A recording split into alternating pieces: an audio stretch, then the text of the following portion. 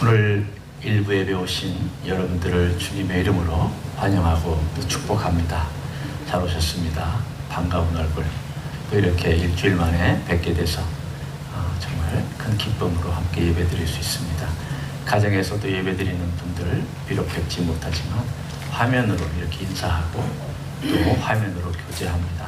주님의 축복이 늘 가정에 있기를 원합니다. 이 시간 우리 모두 일어나셔서 조용히 우리 주님께 우리의 마음을 드림으로 예배 드리도록 하겠습니다. 주님의 임재로 들어갑니다.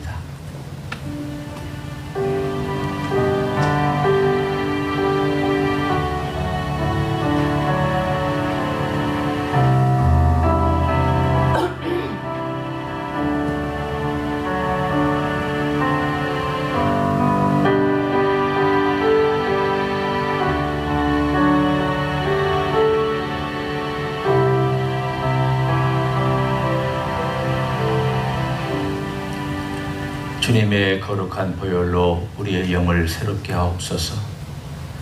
주님께서 우리에게 주신 귀한 그 은혜와 공로로 우리의 심령이 소생되기를 원합니다. 오늘도 주님 앞에 와서 예배드리는 종들 위에 주님의 임재로 함께 하시며 우리의 드리는 찬양과 기도와 예배의 모든 것을 다 받아 주시기를 원합니다. 예배를 받으시는 예수님의 이름으로 기도합나이다. 아멘. 28장 찬송하시겠습니다.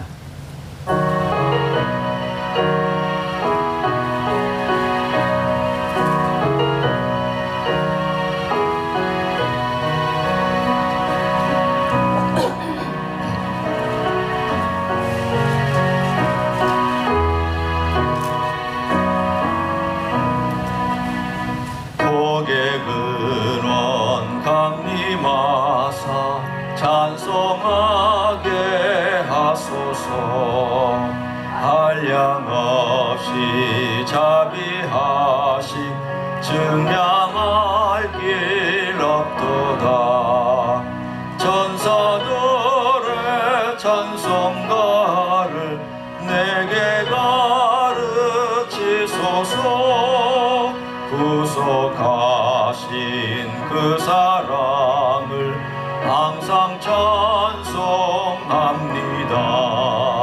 주의 크신 도움 받아 이때까지 왔으니 이와 같이 전국에도 이르기를 바라네. 하나님의 품을 떠나 죄에 빠진 우리를 예수 구원하시려고 보혈을 흘려주셨네. 주의 귀한 은혜 받고 일생 빚진 자 되네. 주의 은혜 사슬되사 나를 주께 메소서. 우리 마음은 연약하여 범죄하기 쉬우니 하나님이 받으시고 전국인을 치소서.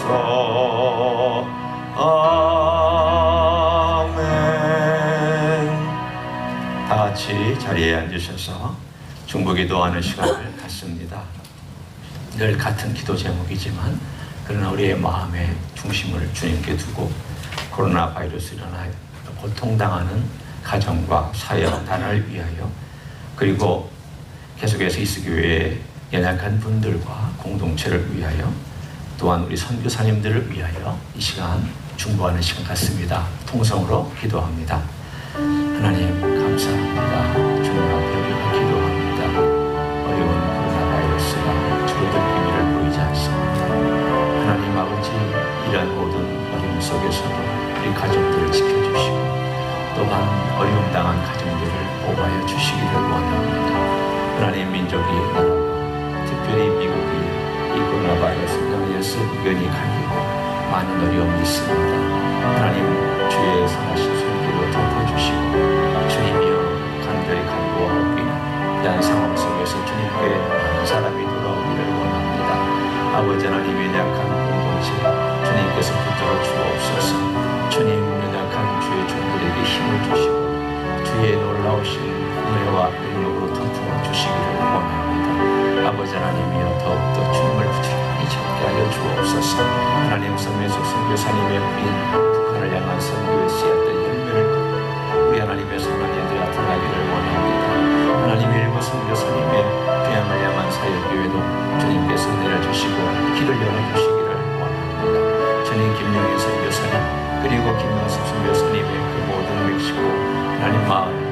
주님께서 은혜를 베풀어 주시기를 소원합니다. 하나님 아버지 정기봉사로서 허락에 진행되게 하시고 모든 것들이 하나님의 선하신 공급 가운데서 이루어지게 축복하여 주시옵소서. 주님께 모든 걸 맡깁니다. 주여 함께하여 주실 것을 믿습니다. 감사드립니다. 이 모든 기도의 제목을 사랑이 많으신 예수님의 이름으로 기도하옵나이다. 아멘. 우리의 신앙을 사도신경으로 고백하시겠습니다. 전능하사 천지를 만드신 하나님 아버지를 내가 믿사오며 그 외아들 우리 주 예수 그리스도를 믿사오니 이는 성령으로 잉태하사 동정녀 마리아에게 나시고 본디오 빌라도에게 고난을 받으사 십자가에 못 박혀 죽으시고 장사한 지 사흘 만에 죽은 자 가운데서 다시 살아나시며 하늘에 오르사 전능하신 하나님 우편에 앉아 계시다가 저리로서 산자와 죽은 자를 심판하러 오시리라. 성령을 믿사오며 거룩한 공예와 성도가 서로 교통하는 것과 죄를 사하여 주시는 것과 몸이 다시 사는 것과 영원히 사는 것을 믿사옵나이다. 아멘. 다 같이 일어나셔서 50장 찬송하시며 봉헌하시겠습니다.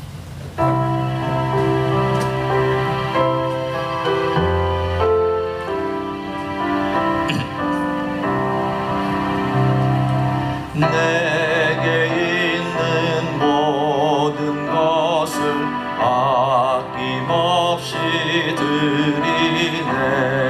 사랑하고 의지하며 주만 따라 살리라. 주께 드리네. 주께 드리네. 사랑하는 구주 앞에 모두 드리네. 기도합니다. 하나님 아버지께 우리의 모든 것을 드린다고 찬양하였습니다.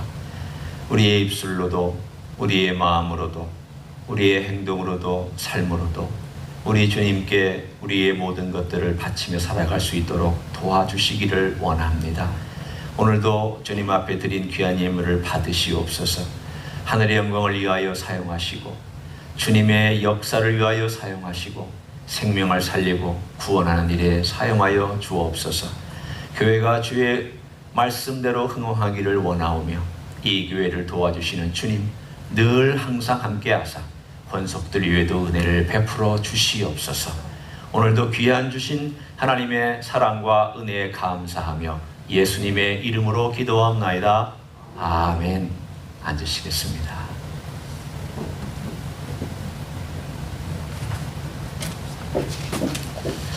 오늘 이렇게 일부 예배 나오신 여러분들을 주님의 이름으로 환영합니다. 가정에서 예배 드리는 분도 환영하고 또 이 자리에 오신 분들을 환영합니다. 여전히 어려움 가운데 있지만 저희가 가정에서도 또 일하는 혹시 직장에서도 끝까지 인내하며 잘 감당하기를 원합니다. 그렇게 서로를 위하여 기도하는 공동체가 되기를 소원합니다. 다른 광고는 동일합니다. 여러분이 참고로 해주시고요.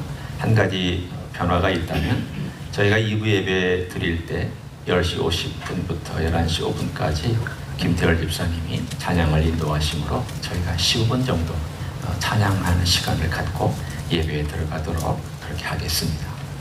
이 시간에 이렇게 원근 각처에서 오신 우리 성도님들 좀 특이한 우리 쉴드까지 쓰고 있지만 그래도 인사 한번 하시죠. 손도 좀 흔들어 주시고 주님의 이름으로 환영하고 축복하고 반갑게 맞이해 주시길 바랍니다.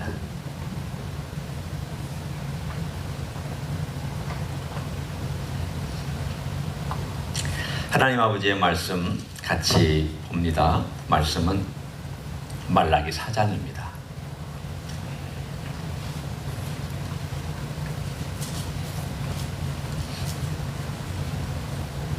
구약성경 1331조 말라기 4장 1절부터 6절까지의 말씀을 제가 읽고 말씀 나누도록 하겠습니다.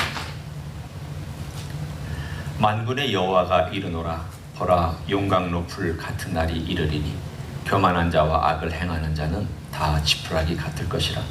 그 이르는 날에 그들을 살라 그 뿌리와 가지를 남기지 아니할 것이로되 내 이름을 경외하는 너희에게는 공의로운 해가 떠올라서 치료하는 광선을 비추리니 너희가 나가서 외양간에서 나온 송아지 같이 뛰리라.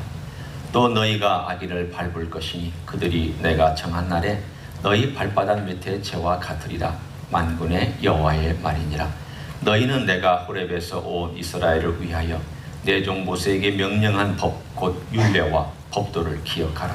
보라, 여호와의 크고 두려운 날이 이르기 전에 내가 선지자 엘리야를 너희에게 보내리니 그가 아버지의 마음을 자녀에게로 돌이키게 하고 자녀들의 마음을 그들의 아버지에게로 돌이키게 하리라. 돌이키지 아니하면 두렵건대 내가 와서 저주로 그 땅을 칠까 하노라 하시니라. 아멘.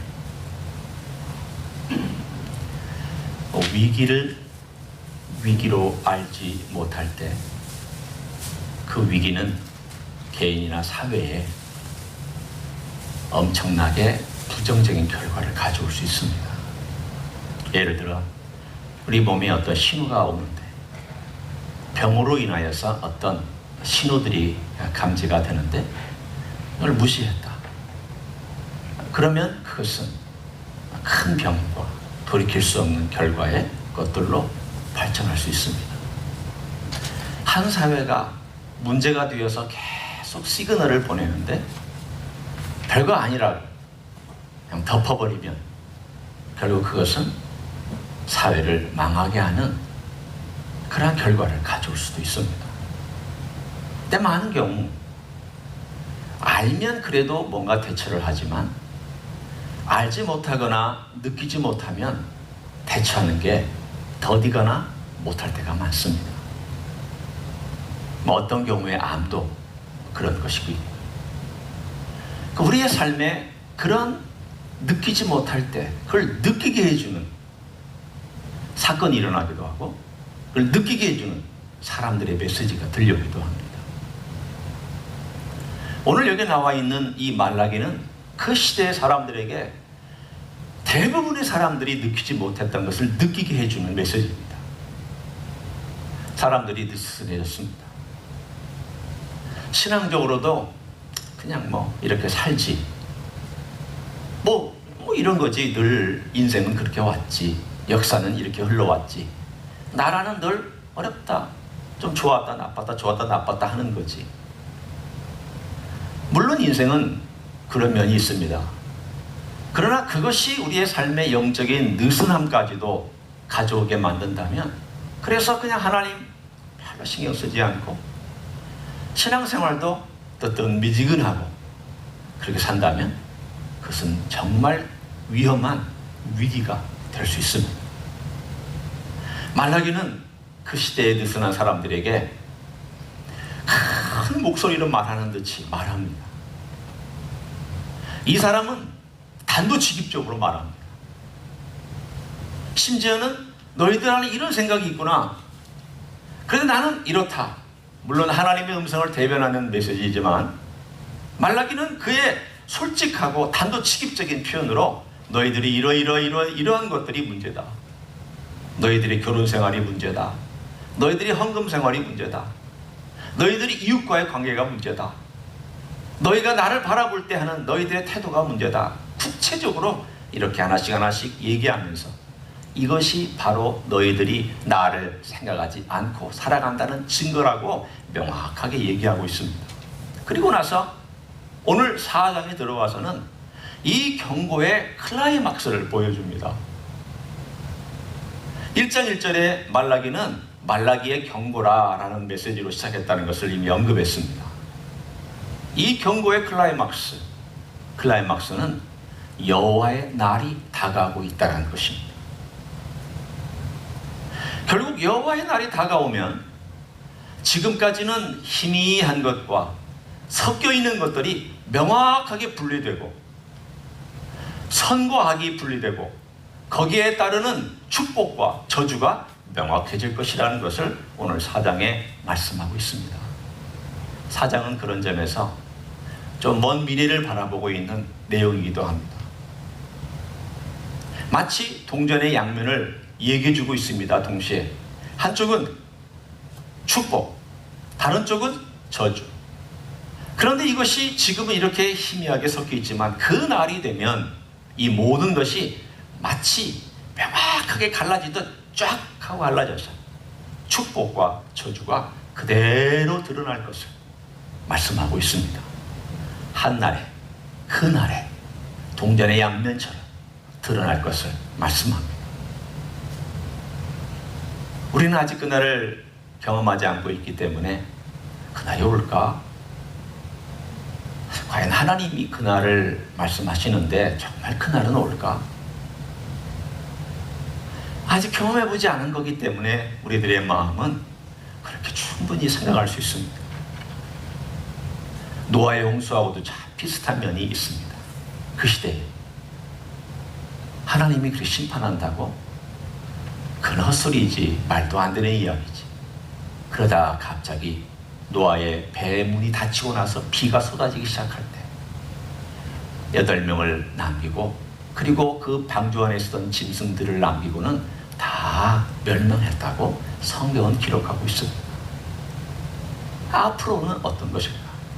자, 우리가 한번 4장을 보면 여러분이 읽으면서 6절의 짧은 구절 동안에 무려 4번이나 그 날에 대해서 언급하고 있는 것을 볼 수 있습니다. 특이하게도 많이 언급합니다. 4장 1절 한번 보십시오.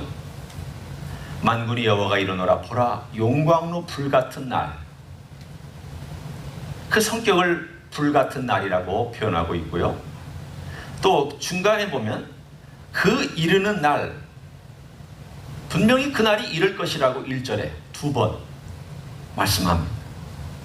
또 3절에 보면 내가 너희가 악인을 밟을 것이니 그들이 내가 정한 날, 하나님께서 정한 날이라고 말씀하셨습니다. 그러니까 이 이야기는 분명히 정한 때가 있다는 것을 명확하게 우리들에게 알려주는 내용입니다. 뿐만 아니라 5절에 보면 그 날이 어떤 성격인지에 대한 것을 또다시 이렇게 얘기를 합니다. 보라, 여호와의 크고 두려운 날. 거대하고 어느 정도까지 두려운지 사람들이 불 속에 숨고 내가 이 저주를 피할 수 있게 해달라고 수단과 방법을 가리지 않고 도망다니는 그때가 올 것이라고 이렇게 말씀하고 있습니다. 말라기가 구약을 끝내면서 이렇게 끝낸다는 것은 이해가 됩니다. 왜 이해가 되냐면 말라기의 시점에서 볼 때 우리의 시점에서는 예수님의 초림과 재림이 있고 그 초림과 재림 사이에 은혜의 시간이 충분히 있었지만, 지금도 있지만, 말라기가 볼 때는 이렇게 이 눈을 가지고 주님의 초림과 재림을 같이 겹쳐서 보고 있는 셈입니다. 따라서 주님과 초림과 재림을 겹쳐서 보고 있어요. 아, 메시아가 오시면은 놀라운 기적 같은 일들이 일어나고 그리고 종말이 오는구나 라고 한꺼번에 모아서 예언하고 있는 내용입니다. 구약의 모든 내용들이 그렇습니다. 막 섞여 있습니다. 우리는 지금 보니까 아, 이거는 초림이고 이건 재림의 이야기구나, 이거는 초림에 관한 우리 주님의 오셔서 은혜의 시간을 얘기하시는 거고 구원의 이야기고 이거는 마지막 때에 오는 심판의 이야기를 얘기하는구나 라고 분리를 하지만 적어도 구약에 있는 선지자들도 분리할 수 없었습니다. 하나님이 거기까지만 알려주셨기 때문입니다. 그러나 오늘 우리에게 주고 있는 이 갈라지는 때에 분명한 이쪽 편과 저쪽 편에 갈라지는 내용에 대하여 하나님께서 명확하게 1절과 2절, 3절에서 말씀하셨습니다. 어떤 사람이 하나님 반대편에 있느냐? 오늘 본문의 4장 1절에 이렇게 얘기를 합니다. 교만한 자와 악을 행하는 자. 이 말의 뜻은 교만하여 악을 행한다라는 뜻입니다. 그러면 교만하여 악을 행하는 것이 무엇일까? 악인이라고 써있는 악한 사람 아닙니다. 여기서 교만하여 악을 행한다는 말은 하나님을 가볍게 여기고 자기의 마음대로 살아가는 교만한 자, 하나님의 말씀에 대하여서 그것을 가볍게 여기고 자기의 원하는 대로 살아가면서 하나님을 믿는다고 하는 자까지도 포함되어 있습니다. 우리는 교만한 자나 악인을 생각하면 교회 바깥의 사람을 생각하기 쉽습니다. 물론 예수님을 안 믿는 사람은 멸망합니다. 그도 구원받아야 되지만 궁극적으로 멸망합니다. 그러나 교회 안에 있는 사람이라고 구원받느냐? 다 그렇지는 않습니다. 오늘 여기서 얘기하고 있는 내용은 교만한 자에 대한 내용에 초점이 있습니다. 왜 말라기는 그 시대 사람들에게 구원받은 이스라엘 백성이라고 여겨지는, 하나님의 백성이라고 여겨지는 이스라엘 민족에게 너희들이 회개하지 아니하면 이란 말을 찾고 했을까요? 아니, 하나님의 공동체인데, 하나님을 예배하는 이스라엘 민족인데 왜 너희들이 회개하지 아니하면 이런 말을 썼을까요? 똑같습니다. 오늘 우리에게 믿는다고 얘기하는 우리들에게 하나님께서는 너 회개하지 아니하면, 너 돌이키지 아니하면, 너 내 말에 따르지 아니하면, 너 나를 존중하지 아니하면, 내가 너를 위하여 이렇게 사랑하고 너를 위하여 이렇게 애쓴 것에 대하여 너희들이 신경을 쓰지 아니하면 어떻게 될 것이냐? 오늘 1절에 말하기를 지푸라기 같이 될 것이다. 그러면 지푸라기는 불이 다가오면 어떻게 됩니까? 다 타버립니다. 우리는 이렇게 한번 짐작해 볼 수 있습니다. 정말 교만하여 하나님을 알지 못하는 자는 지푸라기처럼 완전히 타서 그 존재조차도 죄가 되어버릴 것입니다. 사라진다는 뜻이 아니라 멸망당해서 하나님의 구원을 받지 못한다는 뜻입니다. 그러나 사도 바울이 또한 이런 얘기를 했습니다. 정말 자기 중심적인 삶을 사는 그리스도인인데 자기 중심적인 삶을 사는 그리스도인은 불에 타서 모든 공력이 다 사라져서 부끄러운 구원을 얻을 것이다. 죄가 된다는 뜻입니다. 그러나 어떤 사람은 금과 은과 보석처럼 그 공로가 남을 것이다 라고 말한 내용이 1절의 내용과 연결되어 있습니다. 그러나 중요한 것은 오늘 이쪽 편에 서 있는 사람보다 더 중요한 2절에 있는 내용입니다. 2절에 하나님께서 어떤 약속을 해주시는지를 보십시오. 내 이름을 경외하는 너희에게는, 오늘 여기서 말씀할 때 하나님께서 그들과 너희를 나누고 있습니다. 왜 이렇게 나누고 계실까? 여러분 같으면 여러분이 사랑하는 사람을 얘기할 때는 우리 사람, 우리 편 이렇게 얘기를 합니다. 그리고 바로 앞에 있는 내 사랑하는 사람에 대해서는 2인칭으로 얘기를 할 것입니다. 당신이나 너라고 얘기할 것입니다. 하나님께서 지금 바로 앞에 서 있는 하나님의 백성에게, 하나님을 경외하는 자들에게 너희라고 쓰고 있고 그들이라고 1절은 얘기를 합니다. 그럼 하나님을 경외한다는 이 놀라운 메시지를 우리가 볼 때에, 말라기가 얘기하는 이 경고의 메시지를 듣고 가슴이 찔려서 하나님 아버지 앞에 돌아오는 사람들이 있구나. 이 놀라운 하나님의 기적을 경험하고 변화를 경험한 하나님의 사람들이 있구나. 1절은 절망이지만 2절은 소망입니다. 1절은 암담하지만 2절과 3절은 놀라운 소망을 우리들에게 전달해 주고 있습니다. 그 소망이 바로 여호와를 경외한다는 뜻입니다. 여호와를 경외하고 그 말씀을 존중하고 그 말씀 앞에 자기를 돌이켜보고 내가 어떻게 살아야 되나. 그 사람은 어떤 사람이 될까요? 놀라운 2절과 3절에 약속이 있습니다. 미래에 이루어질 일들이지만 제가 한번 읽어봅니다. 너에게는 공의로운 해가 떠올라 치료하는 광선을 비추리니 너희가 나가서 외양간에서 나온 송아지 같이 뛰리라. 여러분, 외양간에 송아지가 나와서 뛰는 것을 저는 사실 이렇게 시골에 가서 본 적은 있지만, 송아지가 아침에 묶여 있다가 튀어나왔을 때 얼마만큼 펄쩍펄쩍 뛰는지를 저는 직접 본 적은 없습니다. 그러나 상상은 할 수 있습니다. 아직 한 번도 멍에를 매보지 아니하고 고삐를 매보지 아니한 송아지는 모든 게 다 자유롭습니다. 그런데 밤새 외양간에서 쭈그리고 있다가 햇빛이 쫙 하고 떠오릅니다. 그러면 막 나가고 싶어서 아마도 그 우리 안에서 왔다 갔다 할 것입니다. 그러면 주인이 와서 그 문을 딱 열어주면 그 어미를 끌고 나갈 때 그 송아지는 펄떡펄떡 뛰면서 바깥으로 튀어나와서 그 어귀를 따라서 풀 먹는 데까지 따라갈 것입니다. 그 송아지는 어미 곁을 떠나지 않으면서도 벌떡벌떡 뛰면서 기뻐하고 즐거워하고 자유롭고 생동감 있게 그 밝은 태양 아래에서 자기가 원하는 풀을 먹으면서 그렇게 돌아다닐 것입니다. 오늘 그 얘기를 해줍니다. 그날이 오면 주님께서 놀라운 빛을 발하여서 하나님의 백성들이 아버지의 나라에서 어떤 영광스러운 삶을 살 것인가에 대하여 이렇게 극적이고 놀라운 비유로서 우리에게 말씀합니다. 너희들이 펄쩍펄쩍 뛸 것이다. 너희들은 너무 즐거워할 것이다. 어떤 속박도 더 이상 매이지 아니하며 어떠한 것도 더 이상 너희들을 거추장스럽게 하지 아니하는 자유로움을 가지고 마음껏 뛰어다니는 그런 놀라운 축복을 얻게 될 것이다. 이것이 하나님께서 하나님을 경외하는 자에게 주실 축복입니다. 우리는 지금 이것을 그림자적으로 조금밖에는 경험하지 못하지만 미래에는 이것을 그냥 우리 전체가 다 경험하도록 하나님이 해주시겠다고 약속하셨습니다. 생각해 보십시오. 그날이 오면 분리됩니다.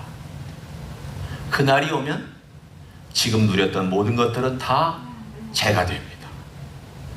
그날이 오면 주님을 위해서 내가 주님께 헌신하였던 것들이 다 드러나서 영광스러움으로 다가옵니다. 그날이 오면 내가 땀 흘렸던 것이 주님께서 다 아름다운 것들로 갚아주기 때문에 이렇게 주님이 내게 은혜를 주시는구나. 나는 주님을 위해서 한 게 별로 없는데 주님께서 이렇게 놀라운 것들로 갚아주시는구나. 아마 여러분은 깜짝깜짝 놀라실 겁니다.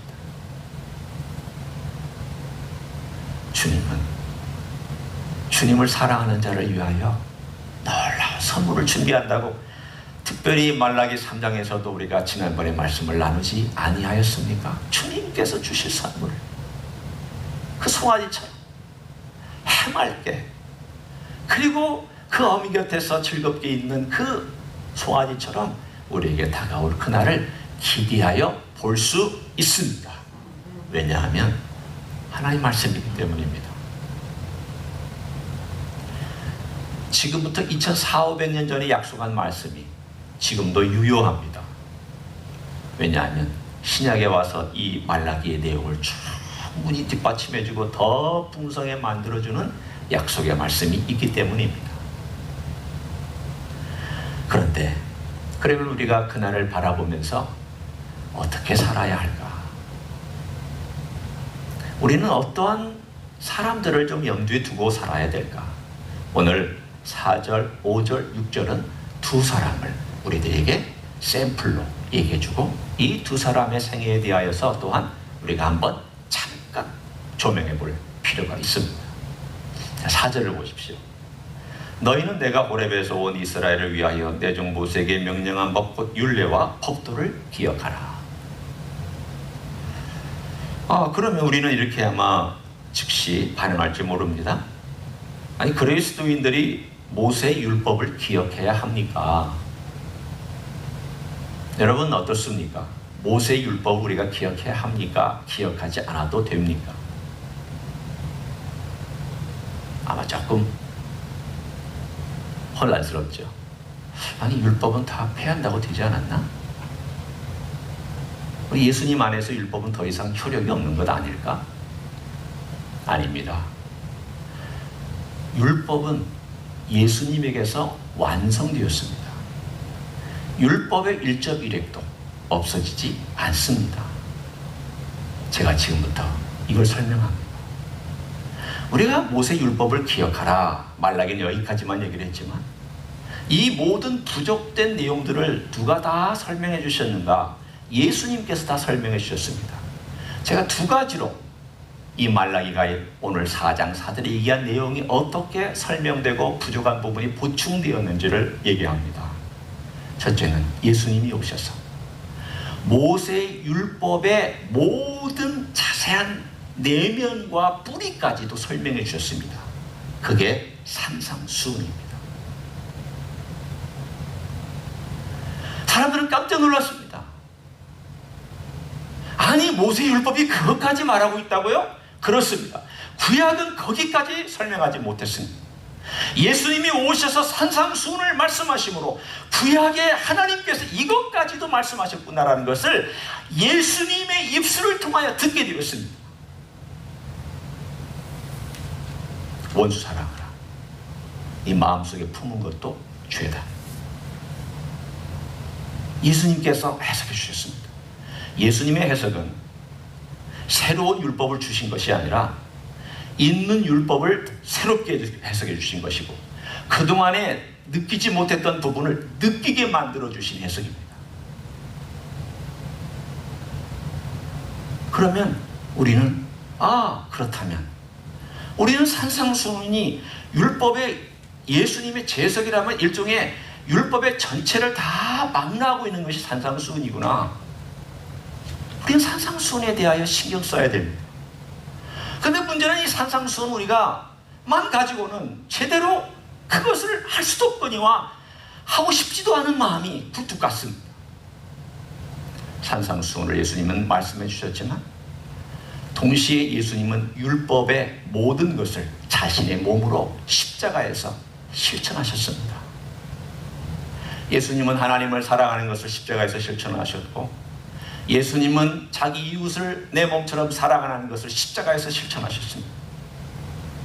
예수님은 그 이웃을 사랑하기 위하여서 그 이웃이 구원받는 것까지 하시려고 기꺼이 자기 몸을 내어주셨습니다. 그 사랑은 그때까지 주신 사랑입니다. 산상수훈의 모든 이야기를 예수님이 십자가에서 100% 완성하셨습니다. 산상수훈에서 본인이 해석한 것을 예수님은 100% 실천하셨습니다. 산상수훈이 요구하는 모든 것들을 우리 주님께서 다 이루셨습니다. 의의를 이루셨습니다. 그러면 우리가 다시 산상수훈으로 돌아가려면 십자가를 통과해서 산상수훈에 돌아가서 우리 예수님을 통과해야만 산상수훈이 살아나는구나.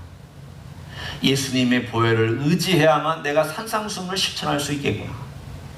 예수님의 공로를 의지해야만 내가 산상수훈을 그래도 이 땅 위에서 이게 진짜 실천될 수 있는 것이구나 라고 고백할 수 있습니다. 따라서 우리는 모세의 예를 들어서 모세의 준 이 율법의 말씀 곧 예수님 말씀에 돌아가야 합니다. 기억해야 합니다. 말씀을 우리는 몸으로 기억해야 합니다.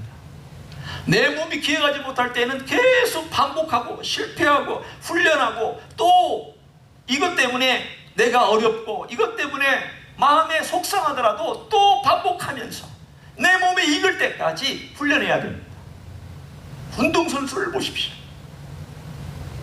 머리로 판단하면 늦습니다. 운동선수는 몸이 나가야 됩니다. 왜냐하면 그 머리로 생각하면서 배우고 따지기도 하고 비디오도 보고 여러 과정을 거치지만 결국은 위기의 순간에 즉각 반응하는 것은 몸이 반응하게 되어 있습니다. 몸이 기억하게 되어 있습니다. 주님 말씀합니다. 내가 너에게 준 이 말씀을 네 몸이 기억하도록 해라. 우리는 주님이 오실 그날까지 게으르게 살 것이 아니라 내 몸이 주의 말씀을 기억하도록 주님 앞에 부탁드려야 됩니다. 주님, 제 몸이 기억하게 도와주세요. 제 전부가 주의 말씀을 기억하고 그것을 내가 알도록 그것을 실천하도록 도와주세요. 주님, 기꺼이 도와주실 줄로 믿습니다. 주님 앞에 도움을 구하는 자에게 주님께서 안 도와주시겠습니까? 우리는 모세를 생각합니다. 예수님의 변화산상에 누가 나타났습니까? 두 사람이 나타났죠? 돌아가시기 전에 변화산상에서 나타난 사람이 모세하고 또 한 사람은 누굽니까? 엘리야입니다. 오늘 여기 누구하고 누가 나옵니까? 모세와 엘리야가 나옵니다. 자, 두 번째 인물 엘리야를 봅니다. 5절과 6절입니다. 보라, 여호와의 크고 두려운 날이 이르기 전에 내가 선지자 엘리야를 너에게 보내리니 그가 아버지의 마음을 자녀에게로 돌이키게 하고 자녀들의 마음을 그들의 아버지에게로 돌이키게 하리라. 누구를 가리키는 것입니까? 우리는 압니다. 세례 요한을 가리키는 것이다. 한 가지는 압니다. 분명히 성경의 신약의 누가복음 1장에 엘리야의 심령과 능력으로 온 이런 말이 나옵니다. 그러니까 엘리야 타입이라는 뜻입니다. 아, 저 사람은 이런 타입이야 라고 얘기하는 어떤 그 타입, 그 엘리야 타입의 사람, 엘리야하고 유사한 활동을 하는 사람, 그 심령을 갖고 그 스피릿과 그 멘탈과 그리고 그의 능력에 행하는 모든 것들이 그런 엘리야의 것과 비슷한 사람. 그러나 오늘 이 엘리야는 예수님의 초림에 분명히 왔습니다. 세례 요한이 와서 준비하고 그는 죽었습니다.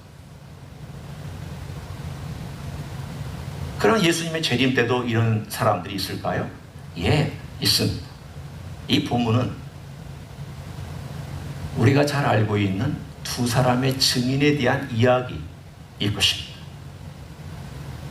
환란의 7년의 환란 중간에 두 사람의 증인이 환란의 중간에 나타나서 3년 반 동안 증언합니다. 그리고 순교당해서 죽고 3일 반 만에 부활해서 하늘로 올라가는 이야기가 요한계시록에 나옵니다.